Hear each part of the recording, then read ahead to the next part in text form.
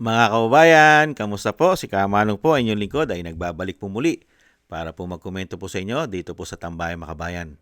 Mag-umpisa na po tayo, magkomentohan na po tayo mga kababayan. Ito po, komentuhan po natin. Ito pong ating si Attorney Levy Baligod. At siyempre po, siya po ang tumatayong legal counsel po ng ating po mga ex-marine, ang 18. At meron daw po doon na hindi ex-marine.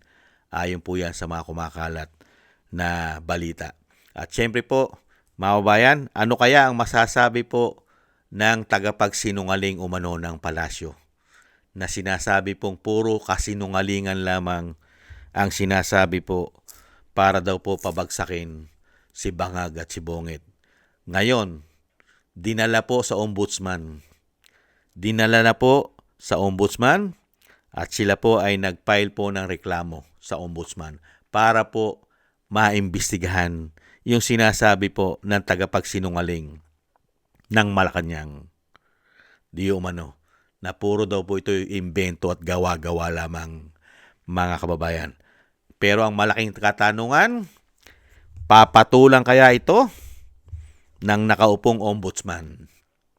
Mga kababayan, papatulang kaya? At talaga kayang ito ay tututukan? Yan po ang malaking tanong natin dyan. Ombudsman Boying. Pakinggan po natin si Attorney Levy Baligod. Naparito po kami sa Office of the Ombudsman para isumite ang kopya ng pinirmahan at notaryadong affidavit ng mga 18 na dating sundalo. At uulitin ko, 2 ang dating konektado sa Philippine Army at 16 ang dating Philippine Marines. Isinumite po namin sa Office of the Ombudsman dahil ang opisina na ito ang merong primary jurisdiction na mag-imbestiga kung ang nasasangkot ay ang mga opisyal ng gobyerno. Walang ibang pwede naming pagsumitehan. Hindi po pwede po sa DOJ. Lalo na hindi rin po sa Senado o sa Kongreso. Walang, o maski sa Regional Trial Court, walang ibang opisina na po pwedeng tumanggap at magproseso ng complaint na ito kundi ang Office of the Ombudsman. So, sinong inireklamo ninyo? Ano po yung reklamo nilain ninyo? O nirefer nyo lang ito para investigahan? Rich, okay ka dyan, Rich? Okay, nirefer namin sa Office of the Ombudsman para magkaroon lamang ng prima facie proof na merong offense na nakumit at ang mga napangalanan doon ay maaaring guilty sa mga offenses na ito. Ano ang mga offenses na ito? Ito ay mga pupwedeng violations ng Republic Act 3019 o yung Anti-Graft and Corrupt Practices Act. Number 2, yung Republic Act 6713 na nagbabawal na tumanggap ang mga opisyal ng kahit anumang regalo at kailangan ang isumite nilang SALN o yung Statement of Assets, Liabilities, and Net Worth ay dapat totoo at hindi falsifikado. Ang basehan po namin ay tumanggap sila ng milyon-milyon na pera pero hindi po yan naipakita sa kanilang SALN. At pag mag-iimbestiga pa ang ombudsman ay maaaring makita nila na merong malversation at saka bribery. Attorney, mga ilan po yung nakalagay dun sa i-refer nyo dito na para po dito sa... At sino, sir? Okay, nakapangalan, bibigyan namin kayo ng kopya ng affidavit, no? In soft copy lang kasi medyo marami, no? Ilan doon ang mga senador parang ito at ang mga congressmen ay 26. At maliban yan, may mga ibang opisyal ng gobyerno katulad ng taga-Bucor, taga-Department of Agriculture, at sa ngayon, yun ang maalala ko. Sir, si De Lima, bakit po nasama siya doon sa listahan? 2025 lang siya naging kongresista. Nagkaroon po ba ng error dito sa affidavit? Can you clarify that, sir? Noong ginawa ko kasi itong affidavit para sa kanila, base sa kanilang salaysay, ang nabanggit kasi nila, yan si Congresswoman De Lima, no? Isa-isa. At I think mga 10 beses na nireview nila. No? Every week, bumabalik ako sa kanila, binibigyan ko sila ng draft, etc. Ngayon, si Congresswoman Laila de Lima ay nakikita kasi na nakikipagpulong sa Unit Town 8 sa Polo Club Townhouse sa Forbes Park. At yung mga pumirma sa affidavit, sila kasi yung naghahanda ng pera, sila yung nagdadala, sila rin yung nagbabantay, no? At bago ang meeting, dinadala sa loob ng meeting place.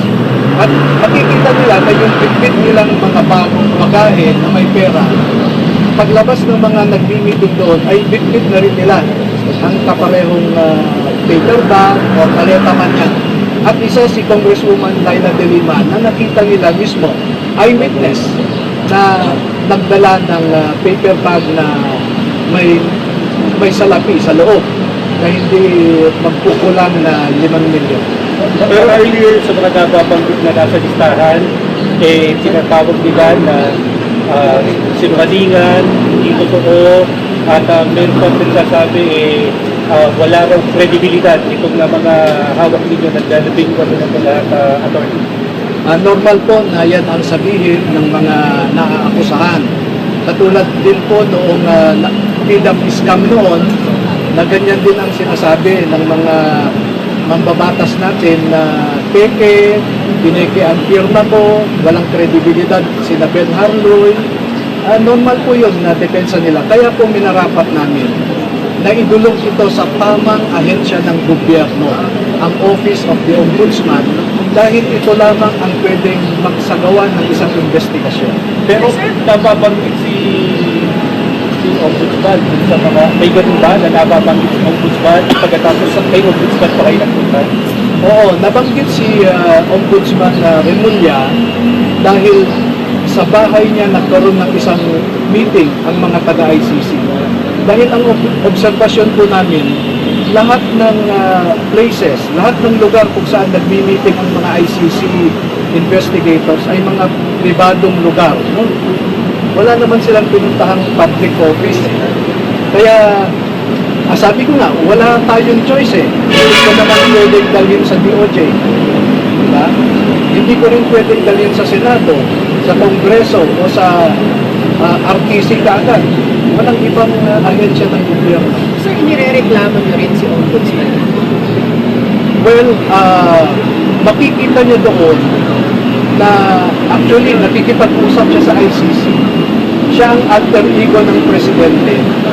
At ang official statement ng Malacanang is that the government of the Republic of the Philippines will never cooperate with the ICC. And yet you have a high-ranking official of the government, no less than the Secretary of the Department of Justice, cooperating with the ICC. And we have a maxim in law that what you are prohibited to do directly, you cannot do indirectly. Pero sir, may Anong violation? Anong violation yung pakikipag-usap niya? From Secretary anong prohibition? You know, if you look at Republic Act 3019, if you cause undue damage to a person, Ano kung undue damage ang nakukos niya by talking to the ICC? well, I will not tell you now the possible connection. Kasi merong kidnapping silang kinaso, yung pamilya ni Duterte. Di ba? Merong pending case na kidnapping. There is what we call conspiracy or collusion. Kaya ayoko munang mag-komento dyan. May nagpo-conto raw sa inyo. Pero daw nasa likod ninyo, kaya kayo kumikilos ito at nagsusakit ito. Katulad ng sasabihin ko kanina pa, normal na akusahan nila ako ng kung ano-ano na may nagpondo sa akin. Ay pwede rin namang ilabas nila yung ebidensya nila na ako ay pinupunduhan. I can open my bank account, they can inspect it, anything. Yan po mga tambay, mahaba pa po yan. At willing naman po ipabuksan ang kanyang bank account ni Attorney Baligod, mga kabayan. Yan lang po ang pinakamasakit na mangyayari dito po sa sitwasyon na wala pong ibang pwedeng pagsampahan ng reklamo dahil po ang nasasangkot po ay puro taong gobyerno. Isa lang po ang dapat mag-imbestiga ayon po kay Attorney Baligod. Hindi po pwede sa NBI, hindi po pwede sa DOJ, at hindi rin pwede basta-basta sa korte. Ombudsman. Ang pinakamasakit po, mga kabayan, nang marinig po natin sa mga ex-marine. 16 ang ex-marine at 2 po ang sundalo, mga kababayan. Nakita niyo po? Ang mag-iimbestiga dito po sa malawak ang korupsyon at kasama po ang ICC na nagkapera din po sa ating bansa, sa ating buwis, umano, ay kausap din po ang ICC sa kanya pong mga residents, mga kababayan, na pinonduhan po nila Saldico.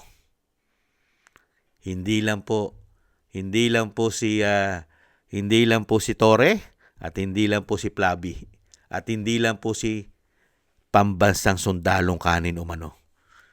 Pagdating po sa issue ng ICC, kasama rin po yung dating DOJ Secretary na si Boying na nagplano umano para po sa pagpapatapon sa dating Pangulo. Ngayon, irereklamo po ng idudulog po ng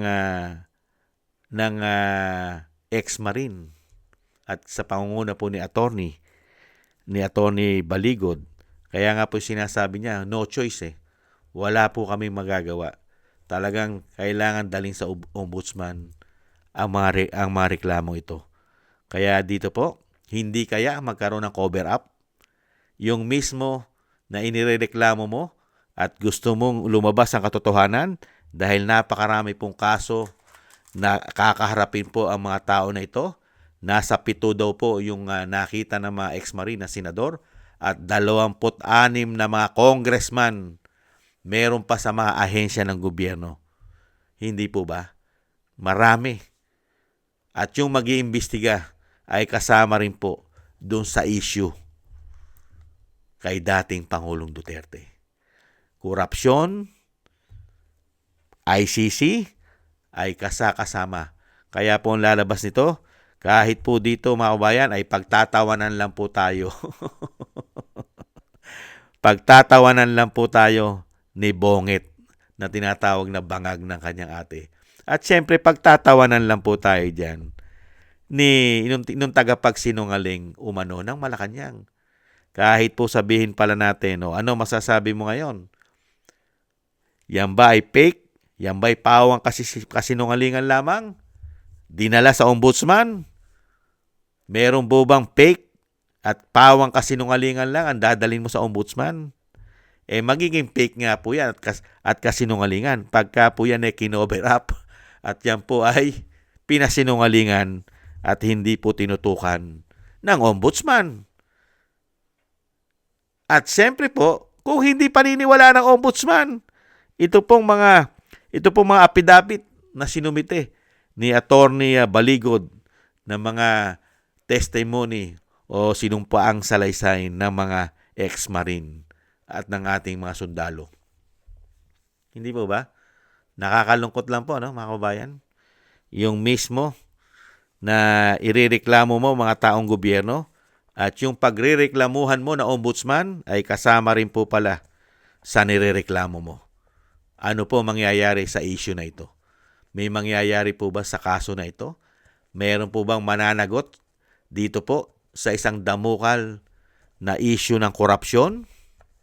Mga kababayan, may mangyayari kaya? Nagtatanong lang si Kamanong.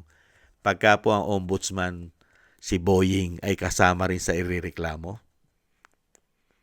Ito po ay napakalabo sa sabaw ng pusit.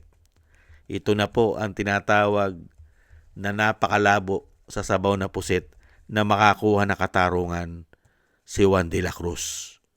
Di umano. Kung yung sa Senado nga lang yung investigasyon po ron, August pa lang yon. Di ba? August pa lang yata yun, o September. Pumutok na po ang issue ng flood control scandal at napakarami na pong nag-imbestiga. Katulad po ng Senate, ang Blue Ribbon Committee ni Lacson. Hanggang ngayon, Magmamarso na po. Matatapos na naman po ang Pebrero. Wala pa pong nangyayari sa investigasyon nila. Hindi pa rin sila naglalabas ng kanilang committee report. Di po ba? Di ganun din ang mangyayari kaya dito? Uupuan lang hanggang sa makalimutan at ibang issue na po ang pag-uusapan. Hindi kaya Boeing, kasama ka rin sa irereklamo. Unbelievable. Maraming salamat po mga tambay. Talagang hindi po tayo makakuha ng katarungan hanggat hindi po nagiging presidente si BP Sara, mga kababayan. Yan po ang nakikita po natin. At syempre po, yung mga panalangin at twist ni Cara David. Napaka-importante po niyan, mga kababayan. Maraming salamat po sa nagusto po natin Tambayan Makabayan sa YouTube at TikTok. At ganun din po sa ating mga subscribers. Thank you po sa inyo. At sa mga patuloy po nagsusubscribe, mabuhay po kayo. Shoutout po sa inyo lahat. At sa mga nagko-comment, like, and share, thank you po mga kababayan. At maraming salamat din po sa mga nagbibigay po ng tulong at biyaya. Shoutout po kay Tatay Nick ng Canada, Eric Hersho ng Canada, kay Annie Jo, ako si Phil Am, Balance Vision TV, Gay at Chena, Jesus Valdepena, Kingston ng Hong Kong, si Jake Yahut ng California, USA, si Gina Ray ng Berlin, Germany, Julieta Silona ng Sydney, Australia, Baby Roman at Ate Isa ng Cagayan. Maraming salamat po mga kabayan at shoutout po sa inyo lahat. Ingat-ingat po kayo sa inyo po mga paggawa. At syempre po mga kabayan, dasal at panalangin po natin. Tuloy-tuloy lang po tayo. Naisama po natin ang ating pong mga Marines, ang pamilya Duterte at ang ating buong sambayanan na maingatan po sa kapahamakan at madugtungan pa po ang buhay ng buhay at lakas ng dating Pangulo. Maraming salamat po sa mga dasal mga kabayan at ingat-ingat po kayo, ingat-ingat po tayong lahat. God bless po sa ating lahat. Bye-bye!